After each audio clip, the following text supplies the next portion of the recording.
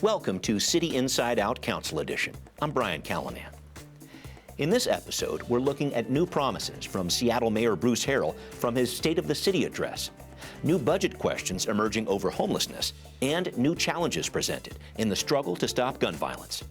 I'm going one-on-one with City Council Budget Chair Teresa Mosqueda to answer these questions and more on the issues that impact you, right here on Council Edition. How can we both activate downtown, possibly convert office space into housing, and also create greater opportunities for folks to live across our city? All that and more coming up next on City Inside Out, Council Edition.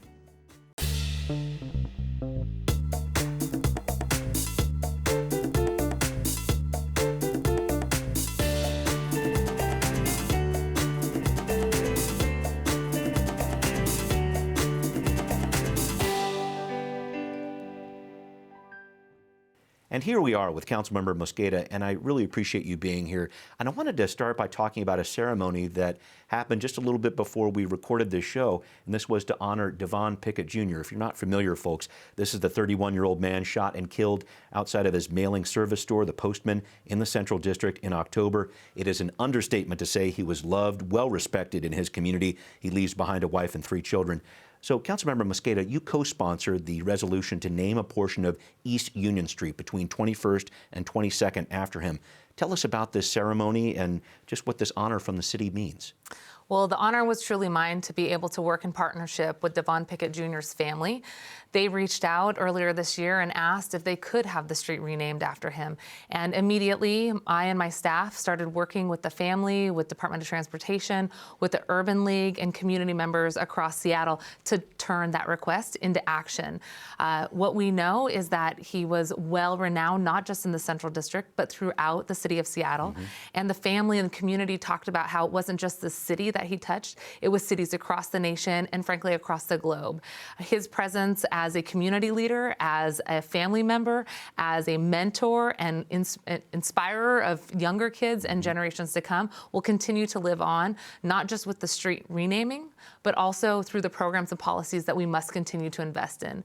The family was there yesterday, including his mom, his wife, members of his family, including cousins, who all talked about the need for us to continue his legacy of fighting for self-determination, to have the tools and the power to fight against inequity, to fight against gentrification, and to also make sure that we're fighting against gun violence, given that gun violence took his life. And that's, I think, the public policy call for all of us to really continue to double down on these efforts to get guns out of our streets and to make our community safer for all. Yeah, and I wanted to talk about that because I'm sure you were hearing it from the family and community members there. I know you've heard it from the Seattle Police Department. I think it's a 15-year high in terms of violent crime that Seattle's seeing right now. Gun violence, just shots fired, et cetera, at an all-time high. Talk to me about that. How can you turn that into action? Because I know this is something the council, the city's been working on for so long to try to turn the corner on gun violence. What's going on? The city of Seattle, specifically the city council 3 years ago, was the first one to put $4 million towards gun violence reduction. We've continued that efforts over the last 3 years as I've been budget chair. But this is an issue that requires us to make investments along the spectrum, from young kiddo investments, having access to good education, childcare opportunities, youth investments in terms of job creation, housing stability, opportunities for folks to get into good living wage jobs, union jobs, and for us to work on getting guns out of the community. This is a public health crisis. Removing those guns from ever being there in the first place is something that everyone is committed to. I would also say, related to some of the statistics that you noted, it is important to look at the 5-year trend that the chief noted. Overall, the 5-year trend that we saw in the last year, it's slightly lower. If you look at the entire, half decade in the past, we are trending in the right direction, especially if you look at the last quarter of 2022. I am optimistic that we will continue to see the trend in terms of gun violence decrease, overall violence decrease. But this is a trend that other cities are experiencing, our entire country is experiencing, and I think it's part of the shadow pandemic.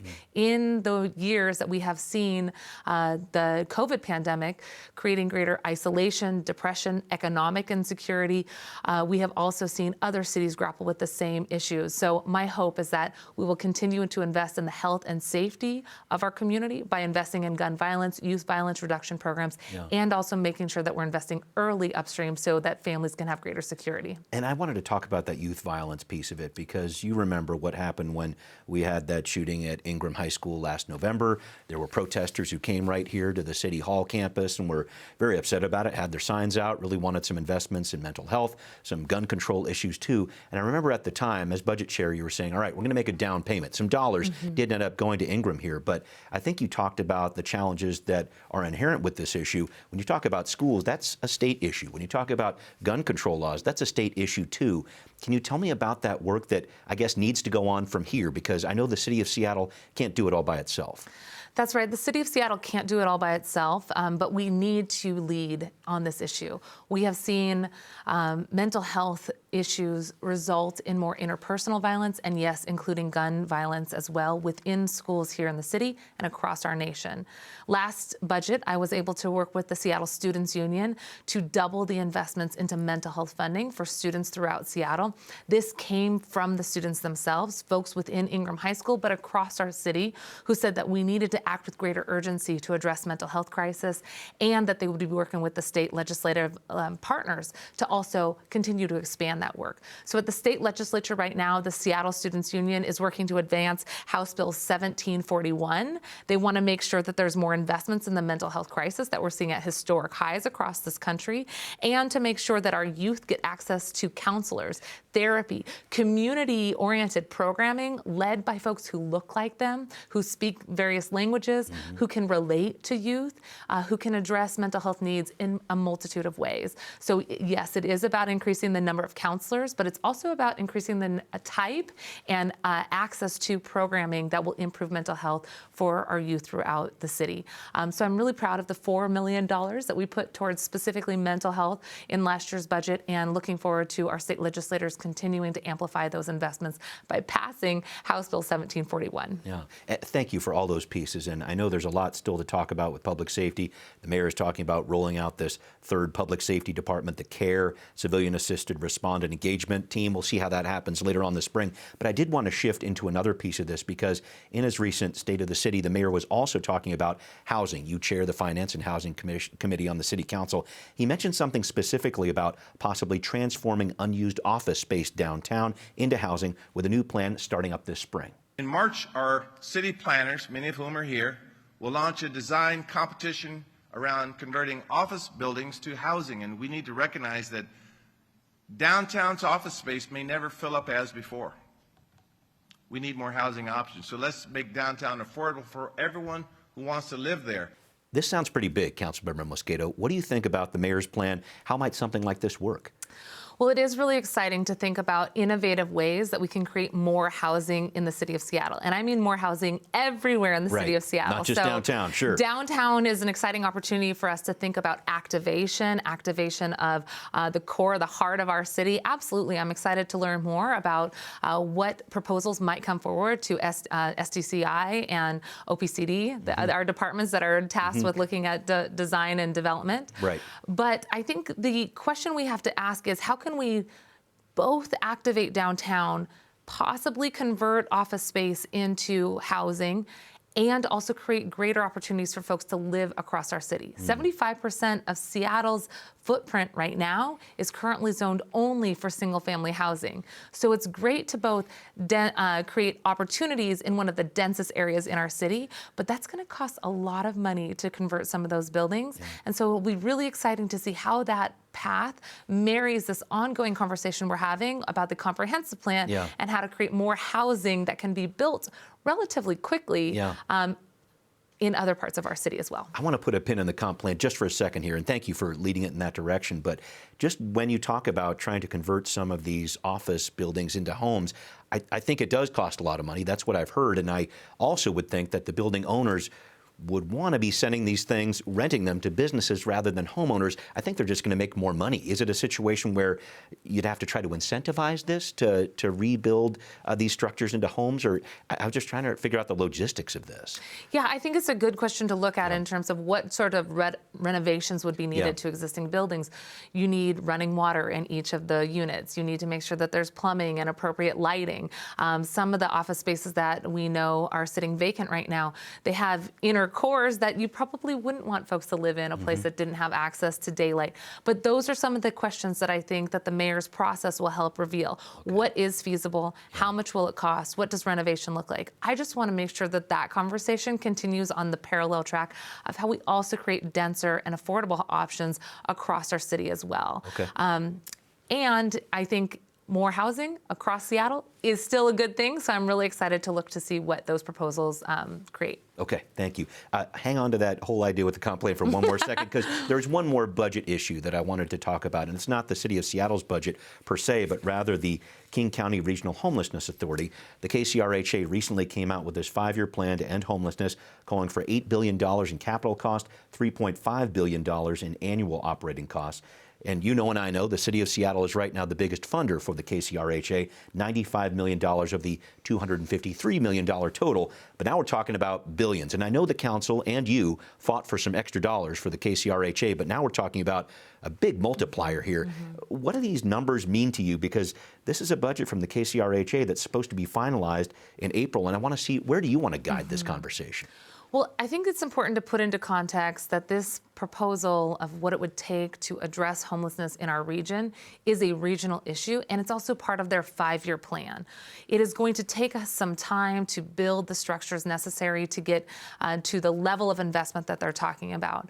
And we have to take this in actionable steps. And I think the mayor of Seattle, Bruce Harreld, the executive of King County, Dow Constantine, have both sent messages saying it's important to look at what that overall goal should be. And we also need to know what is actionable now. What can we do in the immediate future to help more folks move off of the street and into appropriate housing? And I underscore the word appropriate, because right now what we're hearing is that there is not enough appropriate shelter places for folks who are experiencing homelessness throughout our region. And that could be folks who we see every day outside. It could also be families and couples, kiddos living with their parent who are doubled up in houses and sleeping on couches. The scope of the need was really underscored by the Regional Homelessness Authority's report. And we should always keep that front and center when we think about how we work towards that. But we can't have paralysis by analysis when we look at that large number. We need to identify what is actionable now and continue to work with the Regional Homelessness Authority, our 39 cities in this county, and our King County partners to help to get to those actionable steps so that we can see progress in the meantime.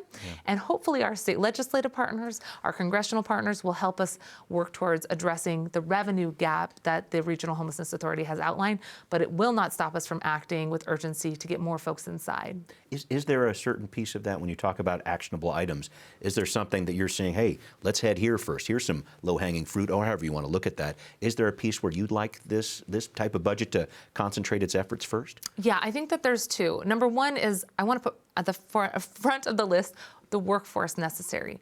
We've spent a lot of time in Seattle City Council, especially me as the prime sponsor of the Human Service Provider pay equity issue, to make sure that we are keeping up with the cost of living for folks who provide services and programming for folks experiencing homelessness. This includes for youth, for vets, for seniors, and we are seeing 40 to 70% turnover vacancy rates within those departments. We are not paying people equitably for this very hard work. And if we don't invest in the workforce, then we will never create the stability necessary to keep folks stably housed. The second thing that I would put at the top of that list is emergency housing types. Options of various choices for folks to be able to come inside and out of the elements. That could be more tiny houses. That could be more non-congregate housing settings so that people have their own room, a door, so they can be with their family, that you don't have couples, parents being split away from their kiddos, where you have individuals who might be able and more willing to be able to come inside if they can stay with their pet. And most importantly, for folks who need ongoing care and services, to have those workers available so that they can keep folks stably indoors. Those are the two things I think we can continue to prioritize in the region, the workforce and emergency housing options. And when you talk about housing, the council made a really big investment in housing in this past budget, and it's going to keep going into next year as well. Can you talk to me about that? Because I think this is another thing where you were the prime architect behind it. These dollars, $250 million roughly, I think, over the next couple of years here. Tell me about those dollars, where they're going. Are they going into some of these options you're talking about, or where are those monies going? Yes, $252 million each year for the biennium. So it's over $500 million with a B going into affordable housing. This is the largest investment we've made into affordable housing in my time on council. I have seen from my first year on council to last year's budget, the amount of investments going into affordable housing increased fourfold. So we are taking this issue of homelessness and housing instability seriously in the city of Seattle. I was proud to be the prime sponsor of Jumpstart Progressive Payroll Tax because the vast majority of those dollars are going into affordable housing. And along the spectrum, as we think about creating housing options for folks who are experiencing homelessness and preventing more people from falling into homelessness, we have to look at services and emergency housing just as much as we need to look at building additional units, creating more first-time home ownership options, and creating more permanent supportive housing. That is the three things that Jumpstart focuses on: home ownership, affordable units, and permanent supportive housing. Got it. And now we can talk about the comp plan. How about that when we talk Sounds about good. where all these homes are going to go? This is a big issue for the city of Seattle, the comprehensive plan. It's due up for renewal next year. You had a recent talk with the Sierra Club about this, and viewers at home, you can take a look at this photo and see if you can spot the slightly scary appearance of former Councilmember Mike O'Brien in the background there. You also had an op-ed from the MLK Labor Council about providing some bolder options for growth in one of your recent newsletters here. And I'll even pile on with an email we got from one of our viewers here who says, Seattle housing policies are concentrating poverty and crime in diverse and walkable neighborhoods like the International District. Shouldn't car-centric areas like Sandpoint and Broadmoor be made to help out? Thank you for that email there. I just want to make sure that I get all these different pieces together and ask you, what do you want to get across to people when you talk about guiding this comp plan ahead? Well, I actually want to reframe what was sent in from the viewer because I think it's about creating access to opportunity for all. We want there to be housing, mixed income housing, housing of all types in high opportunity neighborhoods. Everyone should be able to have the ability to walk to a park, to walk to a grocery store, to be able to walk to their childcare like I do, to have access to bus routes. In my neighborhood, I have 3 local parks. I have my childcare within 3 blocks. I have 5 bus routes I can take to the downtown area or to one of our public beaches in West Seattle. I have the opportunity to not live in a food desert. So if we want to go grab healthy food, fruits and vegetables from the grocery store, we can walk there or we can take the bus. That is what it looks like to create access to high opportunity neighborhoods. And so it's really about looking across our city and identifying where we can and should be creating more opportunities for folks to live within the city that they work or where they worked and want to stay and retire here. That is why I'm so committed to creating an additional alternative for the city of Seattle to study with the comprehensive plan that's coming up next year.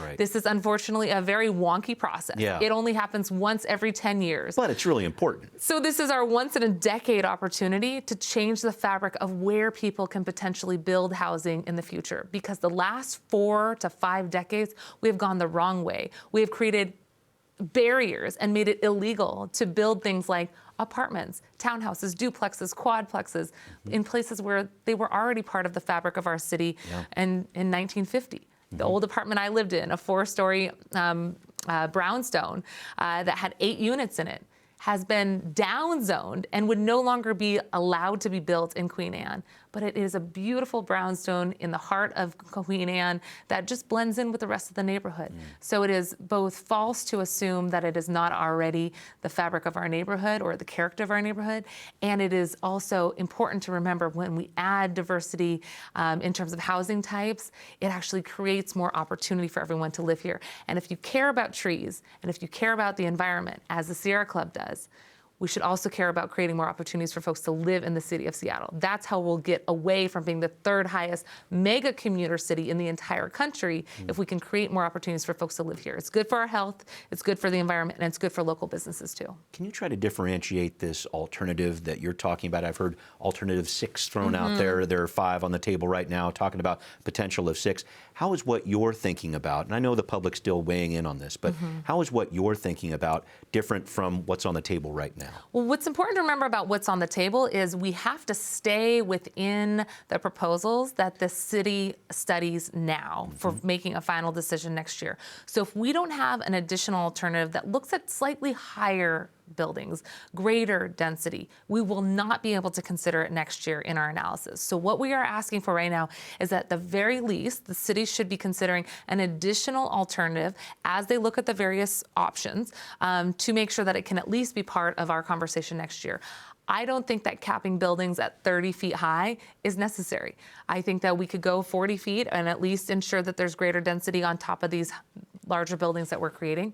I know my brownstone was more than 30 feet tall, and with 8 units in it, that creates opportunity for folks to live here. I think it's also a great opportunity for us to look at how we can incorporate childcare, small business opportunities, the opportunity for community centers. This is how we can create density, places for people to live, but also have a sense of place and livability included. So that's why I want an alternative 6 to include higher density and more diversity in terms of the type of uses of those buildings, and to also think about family size units being part of what makes the city great. We want more families to live in our city, and I think that an alternative 6, at least being on the table, helps us get there. Thank you. I have a Council Edition viewer who often writes me about what's happening with small landlords in our housing picture. Has some concern about rental regulations added over the past several years and how that's impacting mom and pop landlords. The writer says this: Seattle has lost thousands of small-scale rental registrations in the last few years with no discussion or concern from the City Council, as he puts it. What are your thoughts? Some thoughts about these smaller landlords. I know they have a voice here, and I'd like you to respond to this if you could. Yeah, I think it's important to remember, especially during COVID, when so many people lost their livelihood, whether they were small business owners themselves or they were workers on the front line. Lots of folks lost their income and they couldn't pay rent. But what the city did in partnership with our congressional members is we ensured that rental assistance was directly passed through to landlords. Those are small landlords and large landlords, but it helped to make sure that people could stay afloat both inside the home, inside the unit, and also that those landlords continue to receive that income. It has been a wildly successful program, and whether it's affordable unit, naturally clearing affordable unit, an older unit, right? Yeah. Or somebody living in SHA, or somebody living as Seattle Housing Authority, or somebody living in an apartment that has just been built.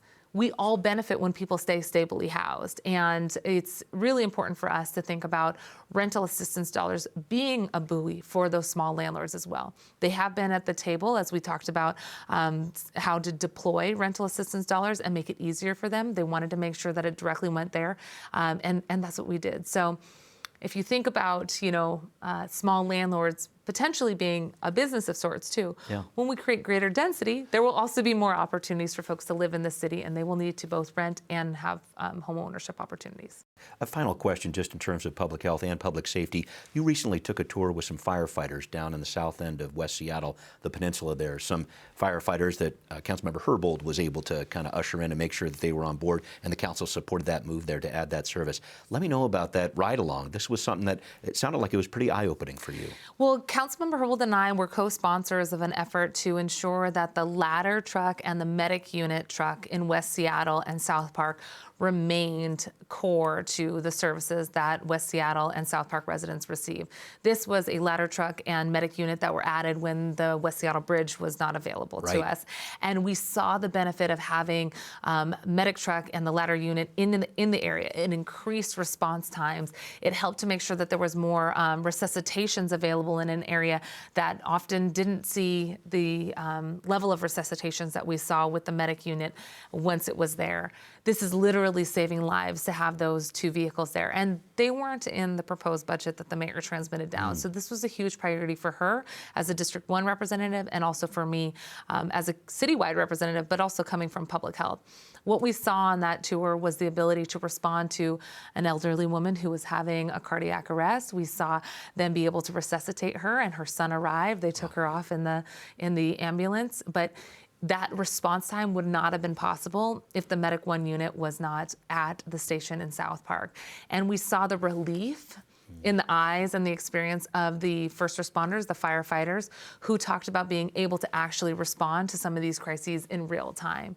We also heard folks talk about the need for us to continue to make investments upstream so that more people had housing stability and behavioral health treatments needed, because they're spending a lot of time responding to people who are living in moments of crises, and we can do that. Thank you very much, Councilmember Mosqueda, as always, for joining me, and we will see you next time on Council Edition.